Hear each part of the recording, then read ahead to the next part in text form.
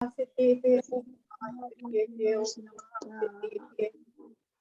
अरिहंतानं नमो सिद्धानं नमो आयर्यानं नमो वज्रायानं नमो ऐसो पंच नमो यारो सब पाव विनाशनो लालम जीवं जीवं दवं जिनवरवसेन जयन नित्यं देवीन्द्रविन्दवन्दं वन्दे तं सर्वदा वन्दे तं सर्वदा पंचपरमेष्टि जन्माने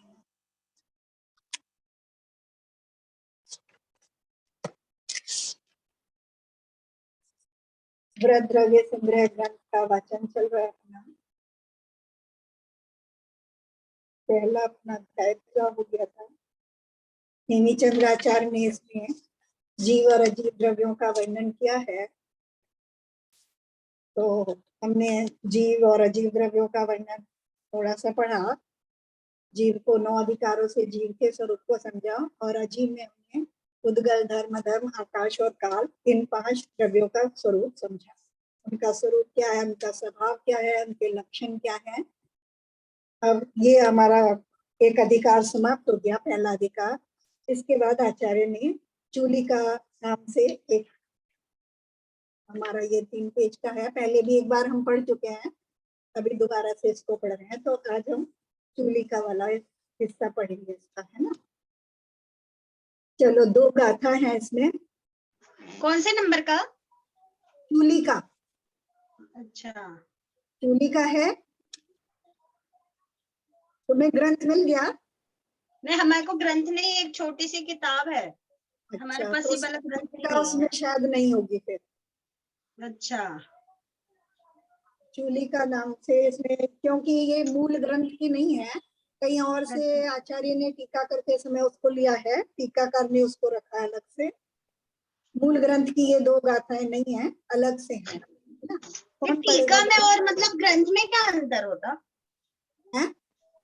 टीका और ग्रंथ अभी बताएंगे, इसमें बताने वाले। अच्छा, देखो, ग्रंथ जो है मूल रचना है, जो आचार्य नेमिचंद्र देव ने जो गाथाएं लिखी हैं उसको हम ग्रंथ कहते हैं, है ना। मूल रचनाएं है जो, वो ग्रंथ है। और फिर ब्रह्मदेव सूरी ने उसकी टीका की है। टीका करना होता है उसकी डिटेल में व्याख्या करना। अच्छा अच्छा, ना, उन गाथाओं की जो डिटेल में व्याख्या की गई है वो टीका कहलाती है। और फिर जो हिंदी है तो वो उसका हिंदी अनुवाद है। संस्कृत में टीका है, मूल गाथाएं प्राकृत में है, संस्कृत में उसकी टीका की गई है, उसकी व्याख्या की गई है, और हिंदी में उसका अनुवाद किया। ठीक है, चलो कोई गाथा पढ़ेगा?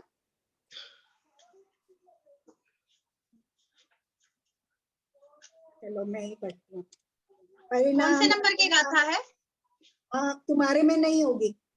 अच्छा, परिणामी जीवमुत्तम सपदेशम येयखेत्तम किर्याय नित्यं कारणं कत्ता सवगदमितरहिं यपवेसे दुर्नीय एयं एयं पंचतियं एयं दुर्नी चौरोय पंचीय एयं एयं एदेशं एय उत्तरं नेयं।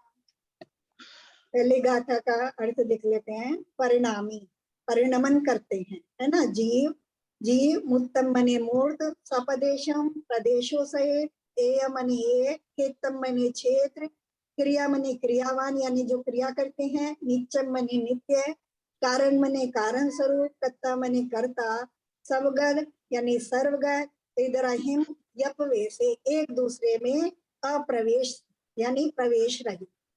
फिर दूसरी गाथा उसी के साथ जुड़ जाती है। दुन्नी 2, यमने और, है ना। एयम 1, एयम 1, पंच 5, तीय 3, एयम 1, दुन्नी 2, चौरो 4, पंच 5, यमने और, एयम एयम 1 1, एदेशम, है ना। एय उत्तरम नियम। इस प्रकार से इसको जानना चाहिए। अब ये दोनों गाथाओं को मिलाकर के इसमें कहा जा रहा है। इसमें देखो, चूली का सबसे अंत में लिया दिया है कि चूली का क्या क्या मतलब है। मतलब अधिकार से अधिक अलग जो चूलिका लिखी जा रही है, चूलिका का मतलब आचार्य ने लास्ट में दिया है इसमें। चूलिका इस शब्द का अर्थ कहते हैं, चूलिका किसी पदार्थ के विशेष व्याख्यान को अथवा उक्त यानी कहे हुए विषय में जो अनुक्त है उसके व्याख्यान को तथा उक्त तथा अनुक्त से मिला हुआ उसका जो कथन है उसको कहते हैं। यानी चूलिका से क्या मतलब है कि या तो कुछ विशेष कहा जा रहा है ना, या जो पहले कहा कह आए हैं उसमें कुछ कहने के लिए बच गया है उसको कह रहे हैं, या कुछ कहा हुआ और कुछ ना कहा हुआ उसको मिला करके कुछ कहा जा रहा है। ये सब जो दिया जा रहा है ये चूलिका के अंतर्गत आ जाता है। ठीक है, अब इसमें बता रहे हैं, देखो दोनों ना नीचे ऊपर मिला करके, मैंने पहले भी उसको बताया था, नंबर डाल लो। जैसे परिणामी दुन्नी है ना, जो परिणामी द्रव्य हैं दुन्नी दो हैं, दोनों पे एक एक नंबर डाल लो। परिणामी दुन्नी, नीचे वाली गाथा में दुन्नी शब्द है। जो परिणामी द्रव्य हैं वो दो हैं। जीव एयम, जीव एक है। मूर्तम, मूर्त द्रव्य एयम एक है। सपदेशम, जो प्रदेश सहित है, ऐसे पंच, पांच द्रव्य हैं। नहीं, हाँ, मूर्त एक द्रव्य है, प्रदेश सहित चार द्रव्य हैं। सॉरी, जो प्रदेशी हैं, सप्रदेश प्रदेश सहित हैं, वो चार द्रव्य हैं। एयम, जो एक एक द्रव्य हैं, वो तीन है, एक संख्या वाले। जो खेतम यानी जो क्षेत्र स्वरूप है वो एयम एक।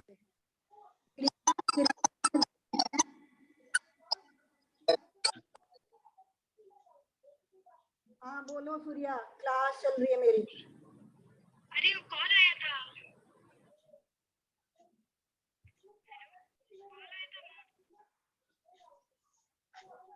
कट करो ना। जो क्रियावान द्रव्य है वो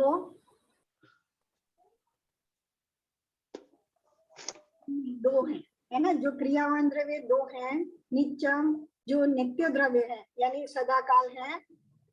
नित्यम से शब्द यहाँ अलग है, वो अविद्या उसमें देखेंगे, यहाँ भी ये बस ऐसे देख ले, शब्द और अर्थ देख ले मिला के। नित्यम जो नित्य द्रव्य है वो चार हैं।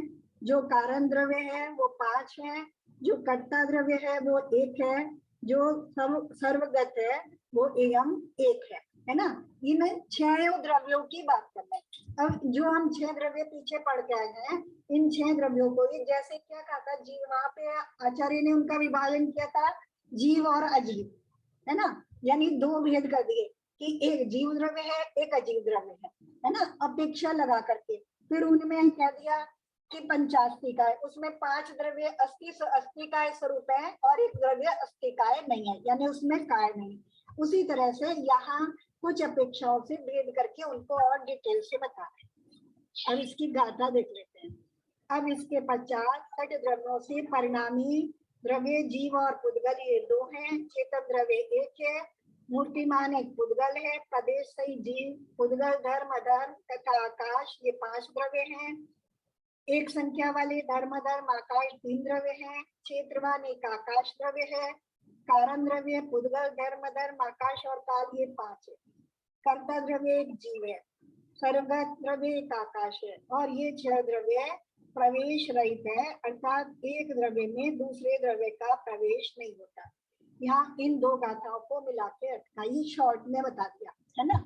अब इसी को डिटेल में देखते हैं। तो सबसे पहले परिणामी शब्द लिया। परिणामी इत्यादि गाथा का व्याख्यान करते हैं। स्वभाव तथा विभाव पर्यायों के परिणाम से परिणामी जीव और पुद्गल ये दो द्रव्य हैं और शेष चार द्रव्य अर्थात धर्म, धर्म, आकाश तथा काल ये चार द्रव्य विभाव चिंतन पर्याय के अभाव से मुख्यतः अपरिणामी है ना। परिणामी द्रव्य में वैसे तो सभी द्रव्य, क्योंकि छह द्रव्य परिणमनशील है, क्योंकि प्रत्येक समय उनकी एक एक पर्याय होती रहती है, पर्याय स्वरूप परिणमन हो रहा है, क्योंकि तभी उत्पाद या द्रव्य की सिद्धि होती है। लेकिन यहाँ परिणामी में केवल जीव और पुद्गल द्रव्य को आचार्य ने किसी अपेक्षा से रखा है ना। तो वो अपेक्षा में क्या लगानी है कि विभा व्यंजन पर्याय रूप से जो परिणमन होता है, यानी वैसी की वैसी निरंतर निरंतर वैसी वैसी पर्याय उनमें नहीं होती, नवीन नवीन तरह की विभाव रूप जो पर्याय होती है वो जीव और पुद्गलों में नई नई विभाव रूप व्यंजन पर्याय जो होती है उसकी अपेक्षा से ये जीव और पुद्गल दो द्रव्य परिणामी है। बाकी द्रव्यों में जो परिणमन होता है वो वैसा का वैसा वैसा का वैसा ही उनमें परिणमन होता है, नए प्रकार का परिणमन नहीं होता। फिर कह रहे जीव है ना, दूसरा शब्द लिया जीव। शुद्ध निश्चय नय से निर्मल ज्ञान तथा दर्शन स्वभाव का धारण जो शुद्ध चैतन्य है उसी को प्राण शब्द से कहते हैं। उस शुद्ध चैतन्य रूप प्राण से जो जीता है वह जीव है। और व्यवहार में से कर्मों के उदय से उत्पाद द्रव्य तथा भाव रूप चार प्रकार के जो इंद्रिय बल आयु साचो नामक प्राण है उनसे जो जीता है जीवेगा और पूर्व काल में जीता था वह जीव है। ये हमने जीव अधिकार में पढ़ा था, है ना। जीव अधिकार का सबसे पहला ये था कि जीव है उसमें जीवत्व बना है, उसमें चैतन्य बना है, उस अपेक्षा से वो जीव है ना। तो ऐसा जो है वो द्रव्य एक जीव मात्र ही है। और सो एक और पुद्गल आदि जो पांच द्रव्य हैं वे अजीव रूप है। तो यहाँ उसी चीज को फिर से बताया कि जो जीवत्व बना है प्राण सहित द्रव्य प्राणों से भाव प्राणों से अपने चैतन्य प्राणों से जो जीता है वो जीव द्रव्य, ऐसा जीव द्रव्य एक ही है, बाकी पांच द्रव्य अजीब है। तीसरा शब्द है मूर्त। अमूर्त जो शुद्ध आत्मा उससे विलक्षण स्पर्श रस गंध तथा वर्ण वाली जो है उसको मूर्ति कहते हैं। उस मूर्ति के सद्भाव से अर्थात उस मूर्ति का धारक होने से उद्गल द्रव्य मूर्त है। और जीव द्रव्य यद्यपि अनुच्चरित असद्भूत व्यवहार में से मूर्त है तथापि निश्चय से अमूर्त है तथा धर्म आकाश और काल द्रव्य अमूर्त है ना। अमूर्तिक है, जीव अमूर्तिक है, ये आचार्य पहले बताया है कि जीव मूर्तिक है और पुद्गल द्रव्य मूर्तिक है ना। तो मूर्तिक और अमूर्तिक का लक्षण भी बता दिया था कि जिसमें स्पर्श रस गंध वर्ण हो, ये चार गुण जिसमें पाए जाए उसकी अपेक्षा से उसमें मूर्तिक बना होता है, और जिसमें ये नहीं पाए जाए उसमें वो द्रव्य अमूर्तिक है। तो जो केवल एक पुद्गल द्रव्य मात्र ऐसा है जिसमें ये चारों गुण पाए जाते हैं, इसलिए पुद्गल द्रव्य मूर्तिक है। और बंध की अपेक्षा से, है ना, ये हम पहले भी पढ़ गए थे कि बंध अवस्था में, क्योंकि कर्मों के साथ संबंध होने की अवस्था में किसी अपेक्षा से, है ना, कौन सा अनुच्चरित असद्भूत व्यवहार नहीं की अपेक्षा से जीव को भी मूर्ति कहा जाता है, लेकिन निश्चय से जीव भी अमूर्तिक है। और बाकी चारों द्रव्य तो अमूर्तिक ही है ना, क्योंकि उनमें बंध नहीं है, उनमें विभाव पर्याय नहीं है, तो उनका रूप कभी बदलता नहीं है, तो वो किसी भी अपेक्षा से मूर्तिक नहीं है। बाकी चारों द्रव्य अमूर्तिक है और मुख्य रूप से पुद्गल द्रव्य ही मूर्तिक है, लेकिन विभाव परिणमन की अपेक्षा से और बंध की अपेक्षा से किसी अपेक्षा से जीव को भी मूर्तिक कहा जाता है। समझ में आ रहा ना, ये सब पहले पढ़ चुके हैं, उसी का समझो थोड़ा सा और डिटेल में बता रहे हैं। तपदेशम लोकाकाश मात्र के प्रमाण असंख्यात प्रदेशों को धारण करना है, लक्षण जिसका ऐसे जीव द्रव्य को आदि लेके पंचास्तिकाय नाम के धारक जो पांच द्रव्य हैं वे स्वप्रदेश यानी प्रदेश सहित है और बहु प्रदेश बना है, लक्षण जिसका ऐसा जो काया तो उसके नए होने से काल द्रव्य अप्रदेशी है ना। काल द्रव्य जो प्रदेश सहित है, ऐसे पंचास्तिकाय हमने पढ़े, पांच द्रव्य पीछे पढ़ के आए हैं, जो पांचों द्रव्य है क्योंकि वो बहुप्रदेशी है इसलिए उनको प्रदेश सहित कहा आचार्य ने। और एक काल द्रव्य ऐसा नहीं है कि उसका कोई अस्तित्व ही नहीं है तो उसका एक भी प्रदेश नहीं है, लेकिन वो बहुप्रदेशी नहीं है, केवल एक ही प्रदेश है उसका, अविभाजित है वो और एक ही प्रदेशी है, तो इस अपेक्षा से उसको आचार्य ने प्रदेश रहित में रखा है ना, बाकी सबको प्रदेश सहित का एक द्रव्य है ना। द्रव्यार्थिक नय से धर्म, अधर्म और आकाश, ये तीन द्रव्य एक एक हैं, और जीव, उद्गल तथा काल, ये तीन द्रव्य अनेक हैं। संख्या की अपेक्षा से बता रहे हैं कि आकाश द्रव्य, संपूर्ण आकाश एक ही द्रव्य है। धर्म और अधर्म, लोकाकाश प्रमाण फैले हुए एक एक ही द्रव्य है, एक एक अखंड द्रव्य है। बहुप्रदेशी होने के बाद भी एक एक अखंड द्रव्य है, और बाकी जितने द्रव्य हैं जीव, उद्गल और काल द्रव्य, ये संख्या में अधिक मात्रा में है ना। जीव अनंत है, उद्गल अनंत अनंत है, और काल द्रव्य असंख्यात है। तो इनकी संख्या एक की अपेक्षा ज्यादा है, तो ये एक में नहीं आते, ये अनेक है। क्षेत्र, सब द्रव्यों को आकाश देने का सामर्थ्य होने से क्षेत्र एक आकाश द्रव्य है, और शेष 5 द्रव्य क्षेत्र नहीं है। एक दूसरे को भले ही अवकाश देते हैं, स्थान देते हैं, दूसरे में समा जाते हैं, लेकिन फिर भी संपूर्ण द्रव्यों को जिसने स्थान दिया है, ऐसा क्षेत्र रूप से जो द्रव्य है वो एक आकाश द्रव्य ही है, बाकी 5 नहीं। क्रियाएं, एक क्षेत्र से दूसरे क्षेत्र में गमन रूप, अर्थात हिलने वाली अथवा चलने वाली जो है वह क्रिया है। क्रिया में क्या लिया यहाँ आचार्य ने कि हिलना, चलना इत्यादि जो है वो क्रिया स्वरूप है ना। उस क्रिया को, ऐसा जो क्रिया करने वाले हैं वह क्रिया जिनमें रहे, वे क्रियावान जीव तथा उद्गल, ये 2 द्रव्य हैं। धर्म, अधर्म, आकाश तथा काल, ये 4 द्रव्य क्रिया से सुने। जीव और उद्गल वो गमन भी करते हैं और हिलते डुलते भी हैं, लेकिन बाकी जितने 4 द्रव्य हैं वो अपने स्थान पे परिणमन तो करते हैं, बदलते तो हैं, अपने स्वभाव जैसे ही निरंतर बदल रहे हैं, लेकिन ना तो चलते हैं ना हिलते डुलते हैं, जहाँ के तहाँ वैसे के वैसे ही बने रहते हैं। कौन कौन से? धर्म, अधर्म, आकाश और काल द्रव्य, ये चारों द्रव्य क्या है? क्रिया शून्य, नित्य है ना। धर्म, अधर्म, आकाश और काल, ये 4 द्रव्य यद्यपि अर्थ पर्यायता से अनित्य है, तथापि मुख्य वृत्ति से इनमें विभाव व्यंजन पर्याय नहीं है, इसलिए ये नित्य है।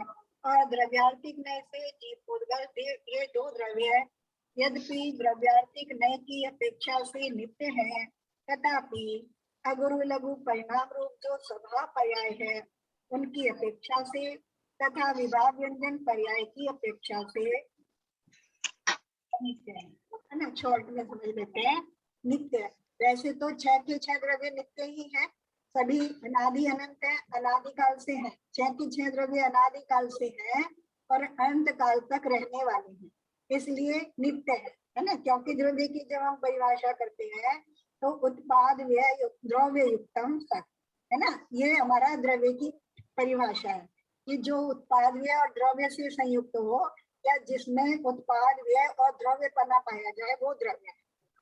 तो द्रव्यपना क्या हुआ? नित्यपना हुआ।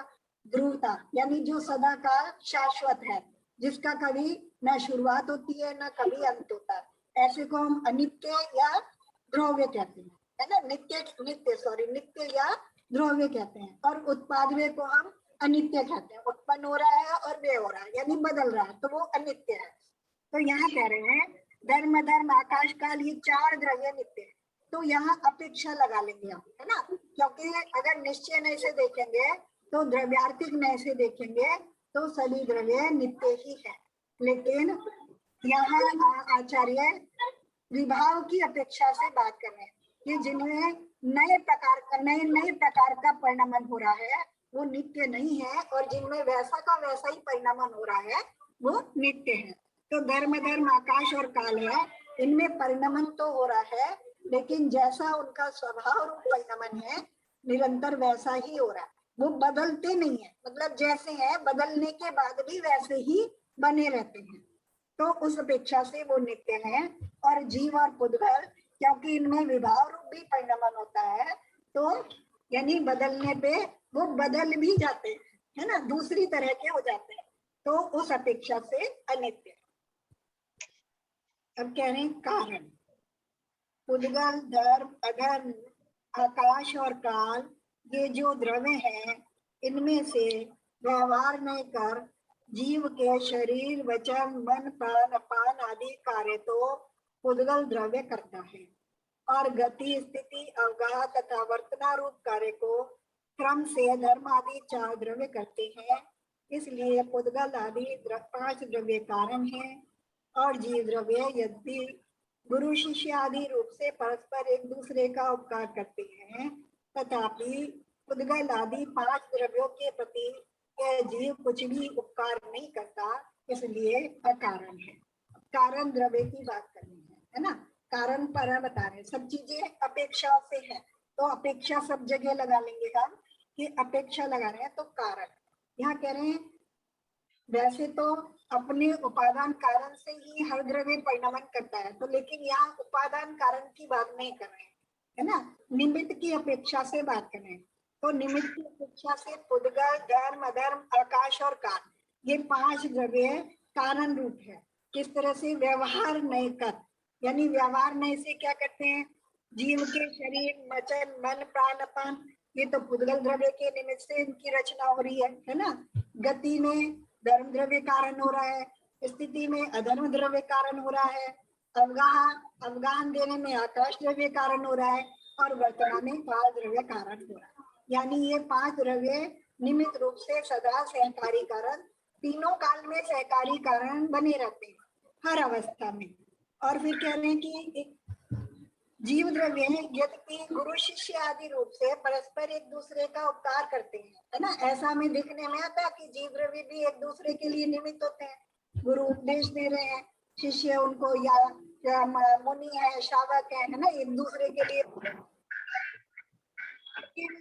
उस चीज को यहाँ नहीं ले रहे हैं, क्योंकि वो कह रहे हैं कि वो जो स्थिति है वो सदा काल की स्थिति नहीं है ना, और ये सदा काल रूप से है।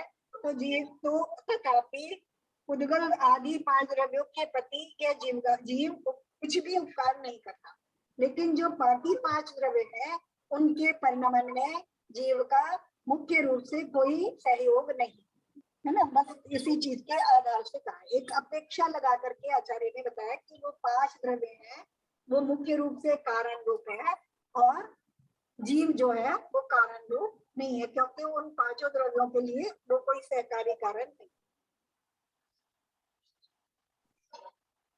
कर्ता, कर्ता शुद्ध परिणामिक परम ग्राहक जो शुद्ध द्रव्यार्थिक नहीं है, उसकी अपेक्षा यद्यपि बंध मोक्ष के कारणभूत भाव रूप जो पुण्य पाप घटपट आदि हैं उनका कर्ता जीव नहीं है ना। पहले तो कह दिया कर्ता, कर्ता द्रव्य कितने हैं? एक ही है ना। पीछे गाथा में बताया कर्ता द्रव्य कितने? एक।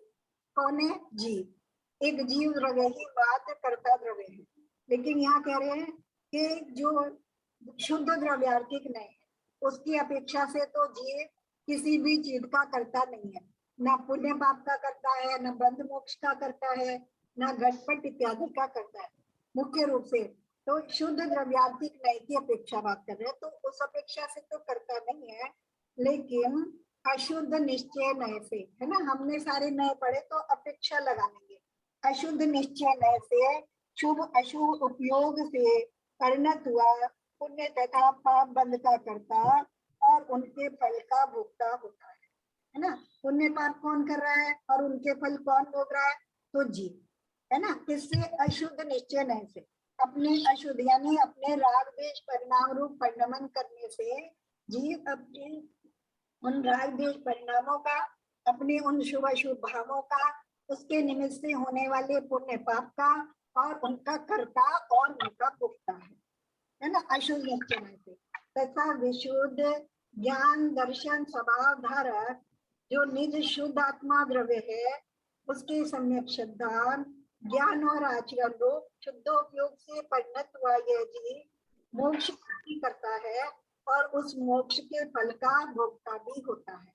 अब ये बात कर रहे हैं कि जो मोक्ष हो रहा है उसे, है ना, मोक्ष मिल रहा है तो जीव को मिल रहा है, और तो उसे मोक्ष कौन दे रहा है?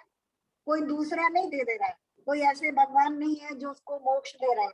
तो जैसे पुण्य पाप का बंध का करता या अपने शुभ अशुभ भावों का करता किसी अपेक्षा से जीव स्वयं है ना। बाहर में निमित्त हो रहे हैं वो अलग चीज है, उनकी बात नहीं हो रही। अभी अपनी उपादान शक्ति की बात हो रही है। तो अशुद्ध निश्चय न से जीव ही उनका करता है। ऐसे ही क्या कह रहे हैं, जो ज्ञान दर्शन स्वभाव विशुद्ध विशुद्ध लिया, विशुद्ध ज्ञान दर्शन, विशुद्ध का मतलब अभी पूरी तरह से शुद्ध नहीं हुआ। तो ऐसे निज शुद्ध आत्म द्रव्य उसके सम्यक श्रद्धान ज्ञान और आचरण रूप शुद्ध उपयोग से परिणत हुआ। कौन कर रहा है ये सब? ये जीव स्वयं कर रहा है। अपने कषायों की मंदता होने पर अपने शुद्ध आत्म द्रव्य का स्वयं श्रद्धान करने से, स्वयं उसको जानने से और स्वयं उस रूप आचरण करने से जो मोक्ष का करता है वो स्वयं जीव हो रहा है। और उस मोक्ष के फल का भोक्ता भी, यानी उस आनंद का भोक्ता भी जीव स्वयं है। यहाँ सब जगह शुभ अशुभ तथा शुद्ध परिणामों का जो परिणामन है उसी को करता जानना चाहिए। और पुद्गल आदि 5 द्रव्यों के तो अपने अपने परिणामों से जो परिणामन है वही कर्तव्य है, तथा यथार्थ में तो पुण्य पाप आदि रूप से अकर्तव्यता ही है ना। अब एक चीज और बताई कि अभी हम कह देते हैं कि उपचारित असद्भुत व्यवहार ने से भी हम ऐसा कह देते हैं कि जीव ने, हमने ये किया, हमने खाना बनाया है ना, जीव ने खाना बनाया, जीव ने शास्त्र लिखे, या जीव हमने पूजा की है ना। हमको कहाँ रखने हैं? हम जीव की जगह रखने हैं। तो किसी ने ऐसे कह देते हैं, तो कह रहे हैं वास्तव में तो उनका कर्ता नहीं है, वो जो पुद्गल का परिणमन हो रहा है उसका कर्ता पुद्गल है। लेकिन जीव अशुद्ध निश्चय से तो अपने शुभ अशुभ भावों का करता है, और शुद्ध निश्चय से विशुद्ध एक देश शुद्ध निश्चय से अपने शुद्ध भावों का करता है, और उन्हीं का फिर मोक्ष फल का भोगता है। वो अपना स्वयं से ही है, अपनी ही योग्यता से है।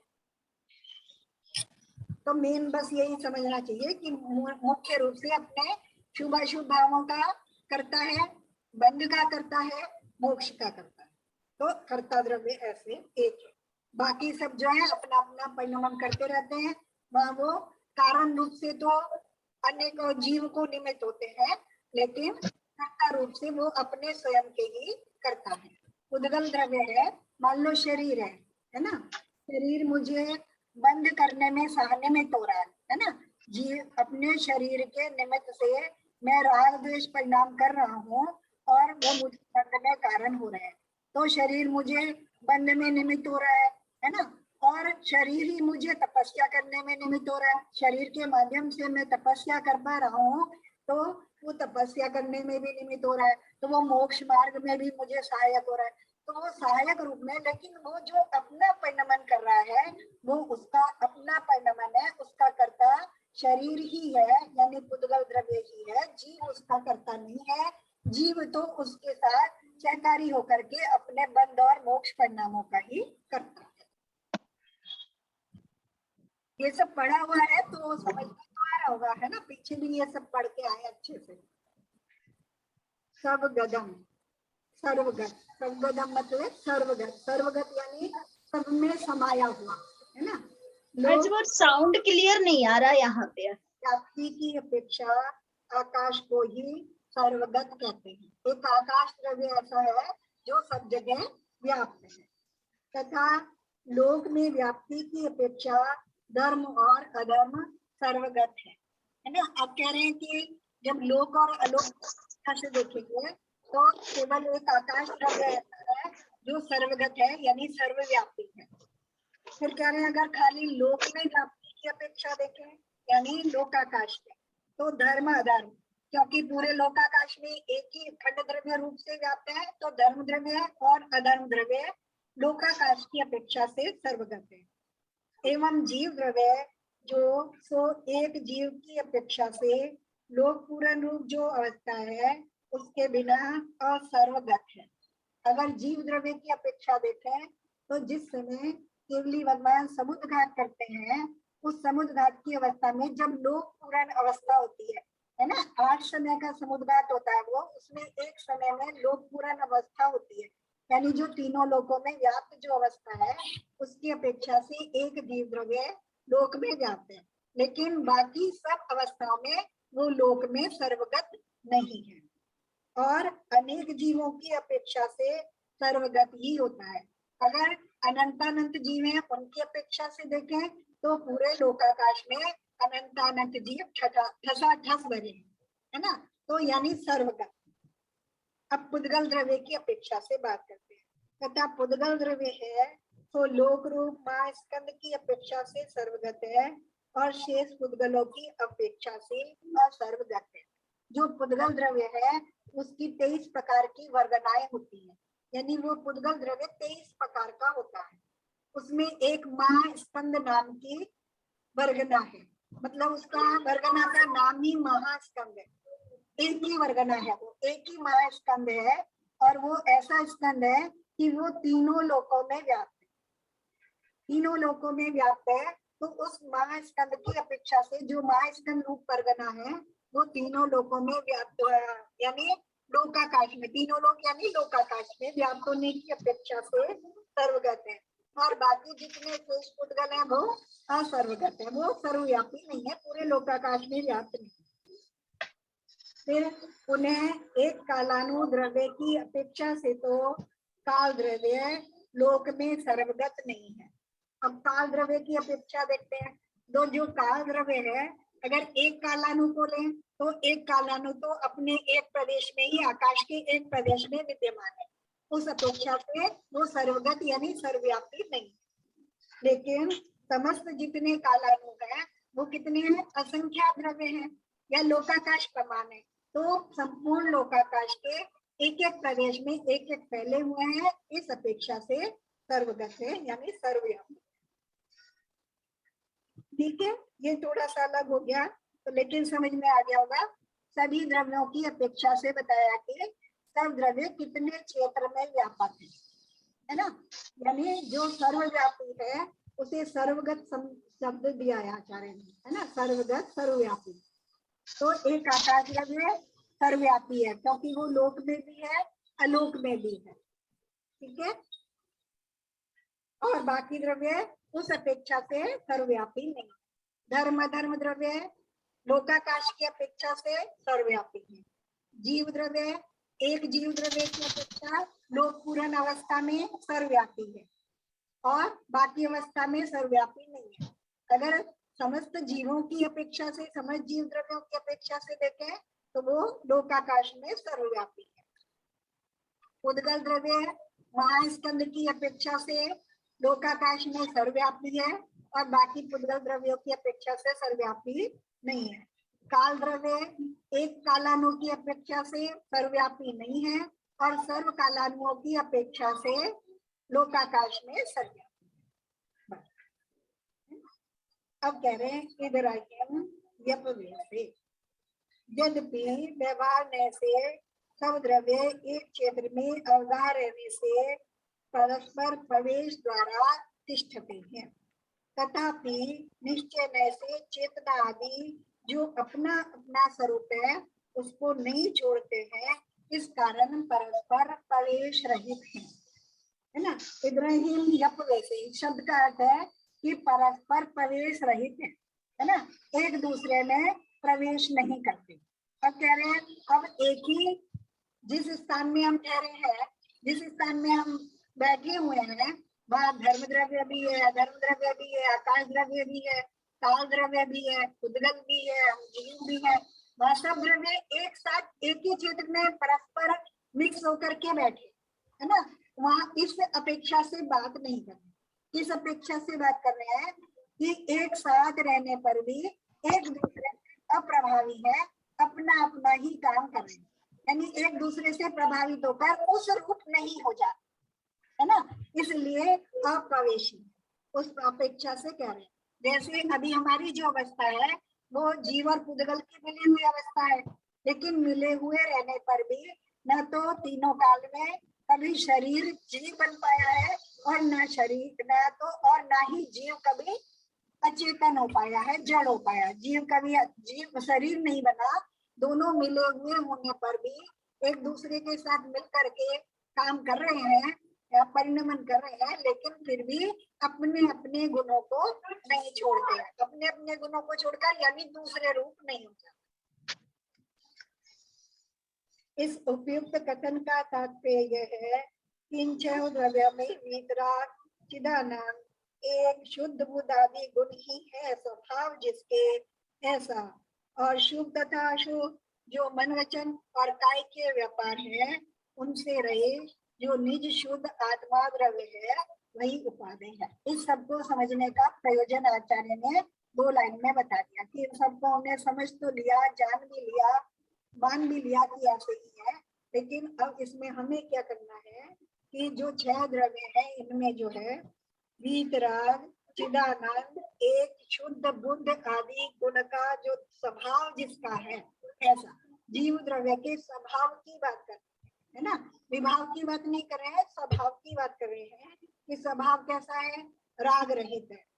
चिदानंद चैतन्य आनंद स्वरूप है, एक है, शुद्ध है ना, बुद्ध है, ऐसा जिसका स्वभाव है ऐसा। और विभाव क्या है, शुभ अशुभ मन वचन काय के व्यापार, वो उसके विभाव है ना। मन वचन काय जो है दो ही आश्रम और बंध के कारण है, उनके माध्यम से ही जीव शुभ और अशुभ भावों को करता है और उन्हीं से बंद करता है। तो उनसे रहित यानी जहाँ मन वचन काय की शुभ अशुभ क्रिया नहीं है, उनसे रहित जो ऐसा शुद्ध बुद्ध स्वभाव का धारक जो एक जीव तत्व है, मात्र वही उपादेय तत्व है। अब इसके उपरांत भी फिर भी सठ द्रव्यों में से क्या है और क्या उपादेय है, इस स्वरूप को विशेष रीति से विचार करें। इतनी बात तो कह दी कि उपादेय जीव तत्व ही उपादेय है। और कौन सा जीव तत्व, जो शुद्ध जीव तत्व है, विभाव से रहित है, राग आदि भावों से रहित है, मन वचन काय की अशुभ क्रिया से रहित है, ऐसा जीव तत्व ही उपादेय है ना। शॉर्ट में कह दिया, लेकिन और भी नए लगा करके बता रहे हैं कि अगर हम और छोटी भूमिका की बात करें तो उसमें भी हम देखते हैं कि क्या क्या उपादेय है और क्या क्या उपादेय नहीं है।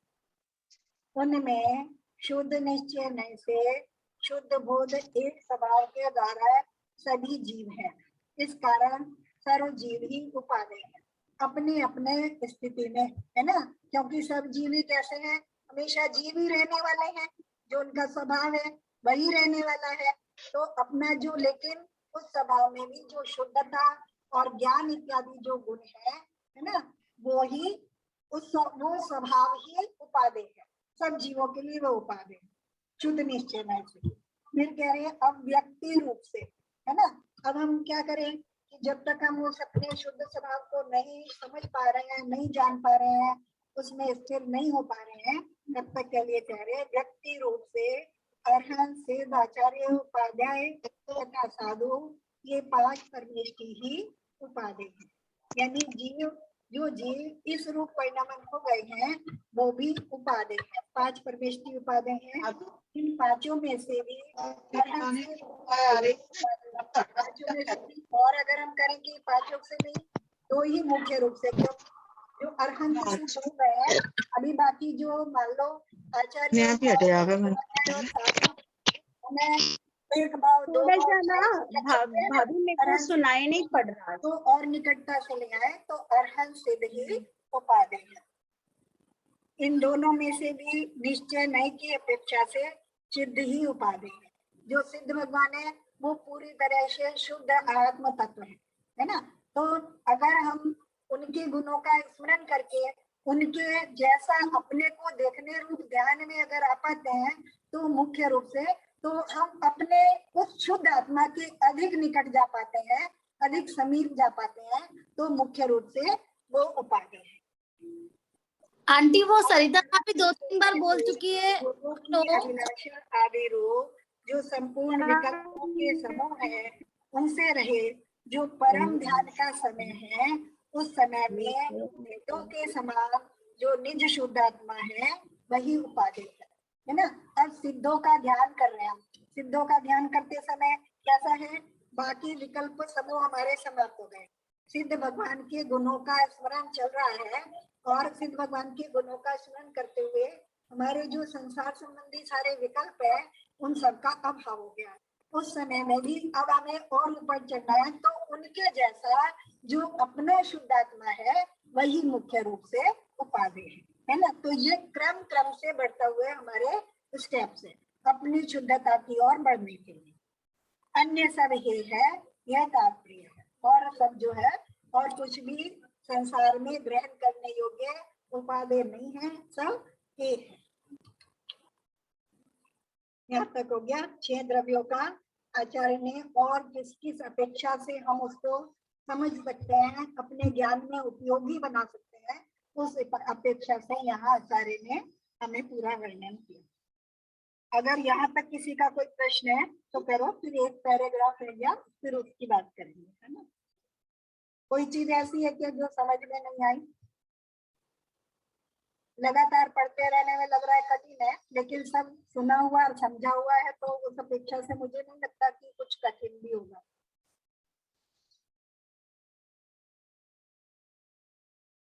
सब एकदम चुपचाप बैठे हैं, पता ही नहीं चल रहा किसी को समझ में आया कि नहीं आया। आंटी ये लास्ट ये वाली लाइन थी ना कि ये जी ये जो था ना, व्यक्तिगत रूप से अरहंत सिद्ध आचार्य। आवाज नहीं आ रही बॉबी? हाँ आंटी आवाज आ ही नहीं रही, हम काफी कॉलिंग कर रहे हैं। हाँ वो आवाज नहीं आ रही अच्छी, आवाज सुनाई नहीं पड़ रहा। अद्वैत, आवाज थोड़ा नहीं आ रही है? साउंड कर रही है, आवाज गूंज रही है। हाँ अब आ रही है। हाँ बोलो बॉबी, अब आ रही है। आंटी एक्चुअली मैं 2-3 बार कॉल भी किया है, सरिता भाभी कब से आपको बोल रहे हैं कि आवाज प्रॉपर नहीं आ रही है, डिस्टरबेंस आ रहा था इसके लिए। अरे यार वो उसकी वजह से आ रहा है, आवाज नहीं आई मुझे। हाँ मुझे इसकी वजह से नहीं आई। हाँ जी मैसेज आंटी। मैसेज कर देते ना तो मैसेज तो दिख जाता इस पे। ओके ओके आंटी, ये वाला लास्ट ये वाली लाइन थी ना कि व्यक्तिगत रूप से तो अरिहंत सिद्ध आचार्य उपाध्याय और साधु जो है पंच परमेश्वरी ही उपाध्याय है, और ऊपर वाली लाइन में था ना कि ये शुद्ध निश्चय से शक्ति रूप शुद्ध बुद्ध एक स्वभाव के धारक सभी जीव हैं।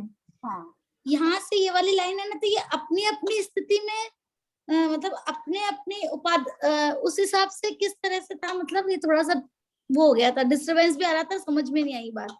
हाँ देखो क्या कह रहे हैं, उनमें शुद्ध निश्चय नय से शुद्ध बुद्ध एक स्वभाव के धारक सभी जीव हैं। सब हाँ। जीव कैसे? निश्चय नय से हम देख रहे हैं। हाँ। निश्चय नय से देख रहे हैं तो क्या हम देख रहे हैं? मिले हुए जीव को नहीं देख रहे हैं, है ना। केवल एक जीव को कैसे देख रहे हैं? उसके स्वभाव से जीव को देख रहे हैं, हाँ है ना। हाँ। तो उस अपेक्षा तो सभी जीव उपादेय हैं, है ना। शुद्ध बुद्ध है, जब शुद्ध बुद्ध अपेक्षा से देख रहे हैं, स्वभाव की अपेक्षा से देख रहे हैं। जैसे हम कह रहे हैं कि अगर निश्चय नय से हम देखें तो सभी जो आत्माएं हैं वो सब भगवान आत्मा है, क्योंकि कुछ बन चुके हैं, कुछ बनने वाले हैं, तो जिनमें बनने वाले हैं वो भी तो भगवान आत्मा है ना।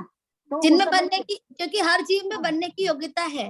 हाँ तो इस अपेक्षा से भावी भगवान, जैसे मैंने कहे है ना कि भावी भगवान है, तो वो हमें कैसे दिख रहे हैं? भावी भगवान जैसे दिख रहे हैं, तो उस अपेक्षा से देख रहे हैं उपादेय है ना। लेकिन इस तो कह रहे हैं उस अपेक्षा से लगा लो, तो उस अपेक्षा से सब जीव उपादेय है। लेकिन अब यहाँ बात कर रहे हैं, अपनी बात कर रहे हैं, है ना। अब सबकी बात नहीं कर रहे हैं। जब अपनी बात देखेंगे तो अपने लिए हम देखेंगे व्यक्ति रूप से, यानी जो निमित्त रूप से है, तो अरहंत सिद्ध आचार्य उपाध्याय और साधु, ये 5 परमेष्टि हमारे लिए उपादेय हैं, क्योंकि ये हमें उस मार्ग पे चलने में निमित्त रूप से सहकारी कारण होते हैं। ठीक है, तो वो हमारे लिए उपादेय हैं, ग्रहण करने योग्य हैं, उनका साथ हमारे लिए योग्य है ना। फिर अब उनमें से भी अगर हम और शॉर्ट में चले जाएं तो अरहंत सिद्ध, ये 2 ही उपादेय हैं, है ना। क्योंकि दूसरे बाकी जो हैं आचार्य उपाध्याय और साधु हैं, क्योंकि वो अपने भी मार्ग को साधने में लगे हैं, और अरहंत सिद्ध ने अपने मार्ग को सिद्ध कर लिया है। तो उस अपेक्षा से अरहंत सिद्ध ये 2 ही उपादेय हैं, है ना। मतलब इन दोनों में ये बात आ गई कि यदि हम स्वयं मतलब वो स्वयं में सेल्फ में तो वो स्वभाव में शुद्ध निश्चय से वो उपाध्याय है केवल, लेकिन हम हमारी तरफ से देखेंगे तो अरिहंत सिद्ध आचार्य उपाध्याय जो है वो उपाध्याय है। हाँ मतलब उस अपेक्षा से, निमित्त कारण की अपेक्षा से निमित्त कारण की अपेक्षा से, हाँ निमित्त कारण की अपेक्षा से देखेंगे।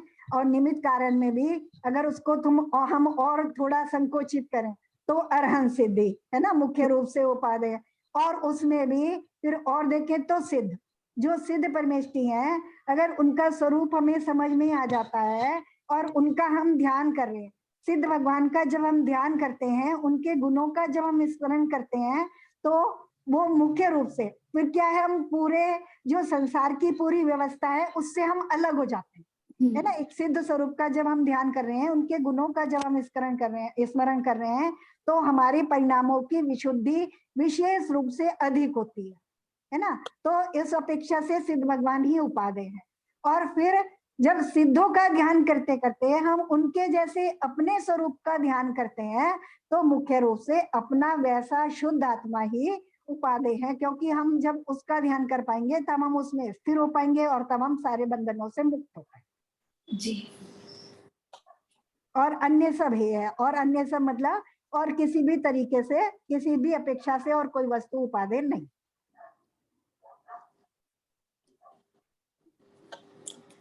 चलो आज थोड़ा मेरा वो मिला नहीं और ये मुझसे लगाया नहीं जा रहा है, तो ये भग रहा और एक इतना बड़ा बोझा सा हो गया और वो मिला ही नहीं, मैंने ढूंढा पता नहीं कहाँ चला गया। चलो अब एक पैराग्राफ और है, अब देख लेते हैं। 2 शब्दों की यहाँ व्याख्या की आचार्य ने, है ना। ऊपर क्या आते हैं, शुद्ध बुद्ध एक स्वभाव के धारक, तो उसकी अब यहाँ व्याख्या कर रहे हैं कि अब शुद्ध बुद्ध एक स्वभाव, इस पद का क्या अर्थ है ना।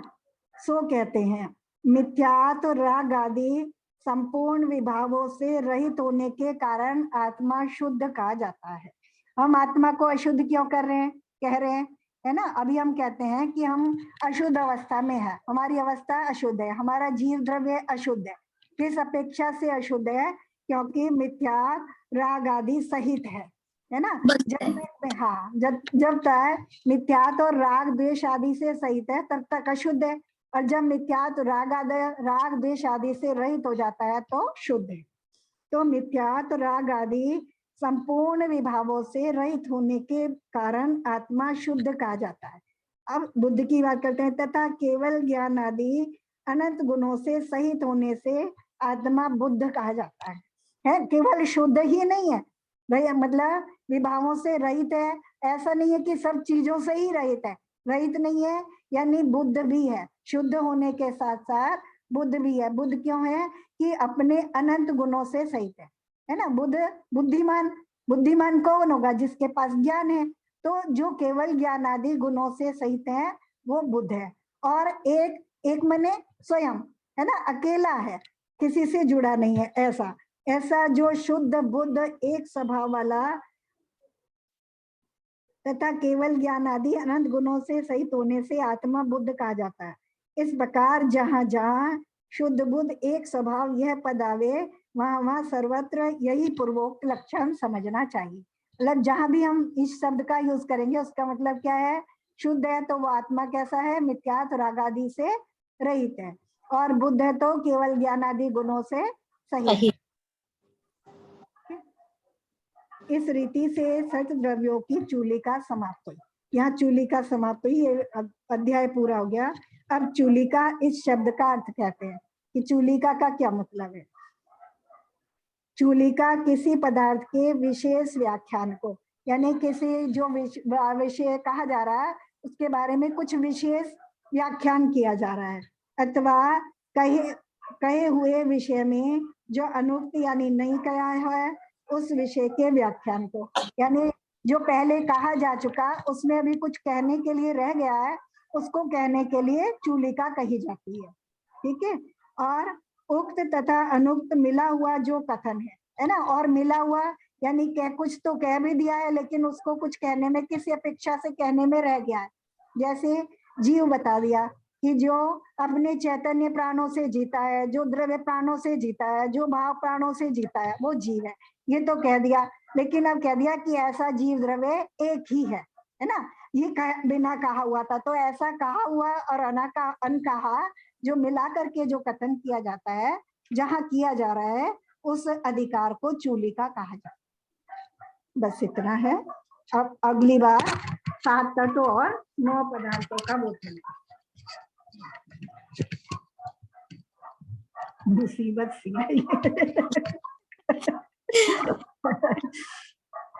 चलो आज थोड़ी मुश्किल हुई है ना। फिर भी थोड़ा समझ में तो आ गया होगा, जो रह गया होगा तो फिर दोबारा से कर लेंगे, बाकी तो सब पढ़ा हुआ है। अगली बार अपना चलने वाला है, मुख्य विषय चलने वाला है 7 तत्व और 9 अधिकार, है ना। चलो, अभी किसी का कोई प्रश्न है तो ठीक है, नहीं तो फिर आज अपनी कक्षा यहीं समाप्त होती है।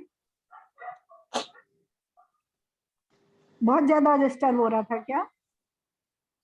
आंटी वो सरिता भाभी बार बार 2-4 बार हाँ, हमारे को नहीं सुनाई पड़ रहा था। अच्छा, बिल्कुल ना। यहाँ तो सुनाई दे रहा था मुझे, हमें तो सुनाई दे रहा था। हमें तो आ रहा था, बस थोड़ा डिस्टरबेंस आ रहा था, अदरवाइज आवाज साफ आ रही थी ऐसा। वो इको हो रहा था पूरा, बस तो कुछ ढंग से सुनाई नहीं पड़ रहे थे शब्द।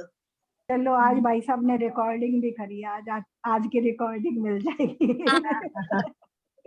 ठीक है। हाँ, नहीं तो फिर दोबारा कुछ नहीं समझ में आए तो दोबारा से ले लेंगे, कोई दिक्कत नहीं है ना। और वैसे भी बस समझने के लिए था, और समझना तो एक अपने शुद्ध बुद्ध स्वभाव को है ना। और वो तो अपने पास है, बस उसके पास जाना है। थोड़ा थोड़ा समझ में भी आ गया कि कहाँ है, कैसा है ना। अपने राग देश परिणाम समझ में आने लगे हैं, अपनी मिथ्या मान्यताएं समझ में आने लगी हैं, है ना। और मैं ज्ञान और आनंद स्वभाव वाला हूँ, मेरे अपने गुण हैं, सबके अंदर है ना, सब जीवों के अंदर है, वो भी थोड़ा थोड़ा समझ में आने लगा है। बस उसके पास तक जाना है, बस इतना ही तो करना है। आंटी, परम निश्चय है और निश्चय में कितना अंतर है? क्या मतलब? जैसे निश्चय और परम निश्चय है, उसमें हाँ। थोड़ा देखो, निश्चय नय में जहाँ एक सामान्य बात करी जा रही है और एक ही वस्तु की बात करी जा रही है, सिंगल, उसमें कुछ मिलाया नहीं जा रहा है, कुछ अपेक्षा नहीं लगाई जा रही है ना। और परम निश्चय नय, उस निश्चय नय के भी जो मुख्य उपादेय तत्व है उसके समीप जाया जा रहा है, थोड़ा और नजदीक। हाँ, उसके मतलब उसमें भी, उस निश्चय नय में भी जो उपादेय तत्व है, जो जैसे निश्चय नय से सभी जीव ज्ञान स्वभावी है ना। निश्चय नय से हमने बात करी कि निश्चय नय से सभी जीव ज्ञान स्वभावी है। अब इसमें कोई अपेक्षा नहीं लगाई जा रही, कोई बात नहीं लगाई जा रही है ना। लेकिन परम निश्चय नय से, है ना, शुद्ध ज्ञान स्वभावी है, शुद्ध बुद्ध मतलब शुद्ध है और बुद्ध है। बुद्ध है मतलब ज्ञान स्वभावी है, तो ज्ञान स्वभावी में तो हम भी आ रहे हैं ना, हम भी ज्ञान स्वभावी हैं, है ना, हम भी आ रहे हैं। अब जब परम निश्चय नय में जाएंगे तो हमारे उस ज्ञान को भी बिल्कुल शुद्ध करके देखा जाएगा। मतलब उसमें मति ज्ञान इत्यादि को नहीं देखा जा रहा है, उसकी अवस्थाओं को नहीं देखा जा रहा है, उस केवल ज्ञान स्वरूप शुद्ध ज्ञान को देखा जाए। बस थोड़ा सा, बहुत जरा सा अंतर है, सूक्ष्म सा, लेकिन और ज्यादा एक स्टेप आगे है। हाँ, मतलब उसमें भी जो चीज जो मुझ में है, उस मुझ में भी मेरा जो हिस्सा मेरे लिए कल्याणकारी है उसमें जाएगा।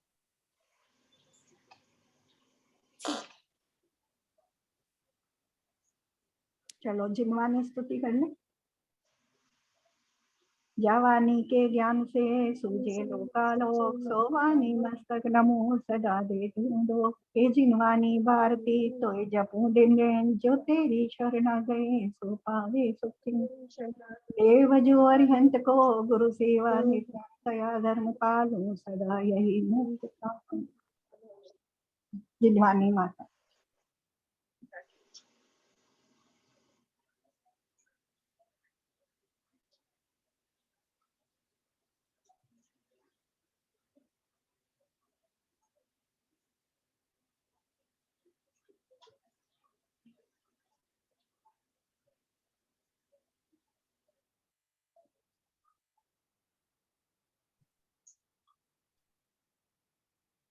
जय जिन्हें सबको। जय जिनेन आंटी, सभी को जय जिनेन। और ये आज थोड़ा सा डिस्टर्ब हो गया मुझे। हाँ, जय जिनेन सभी को। ऐसा लग रहा था कि आपने वहीं से कर रखा दिखता है, मतलब ऐसा ना कि मतलब म्यूट। तो अभी रिकॉर्डिंग आपने ही शुरू करी है, आप ही बंद करेंगी इसको। मैंने नहीं करी रिकॉर्डिंग। नहीं तो ऐसे भाई साहब तो दिख ही नहीं रहे, पर आप ही होस्ट हो। भाभी थी ना, नहीं, वहाँ है ना, है ना, भाभी है ना। है। अच्छा अच्छा, हाँ हाँ, अच्छा उनका उन्होंने नाम शायद, कीर्ति नाम है। नहीं नहीं, हाँ, वो एसके क्या आता समझ में आता, कीर्ति भाभी है। अंकल अच्छा उनका मैं नाम कह रही कीर्ति है। थी कि मेरे रिकॉर्डिंग के लिए कि काफी अच्छा चल रहा है, फिर हम लोग मतलब जैसे बहुत सारा ऐसा होता है ना, रिवीजन में भी आ जाएगा, हाँ, तो वो अंकल बोल मेरे रहे ख्याल थे। से रिकॉर्डिंग चालू करके चले गए होंगे भाई साहब। हाँ, हाँ, अंकल कह रहे थे हाँ किसी का भी लैपटॉप फ्री हो तो बेटा वो करवा सकते हैं, मतलब ऐसा। तो आज तो उन्होंने करी होगी, कल मेरी बात हो रही थी पर्सन से। हाँ, तो अभी हम क्लास छोड़ देते हैं तो अपने आप रिकॉर्डिंग बंद हो जाएगी, है हाँ ना। हाँ, मीटिंग लीव कर देते हैं। शायद अंकल अंकल का एक्चुअल में जाने का समय रहता है कहीं बाहर भी ना, तो हाँ तो आंटी आपको ही होस्ट बना के गए हैं वो, हाँ, एंड अभी कर आप ही देते हैं। होस्ट हो।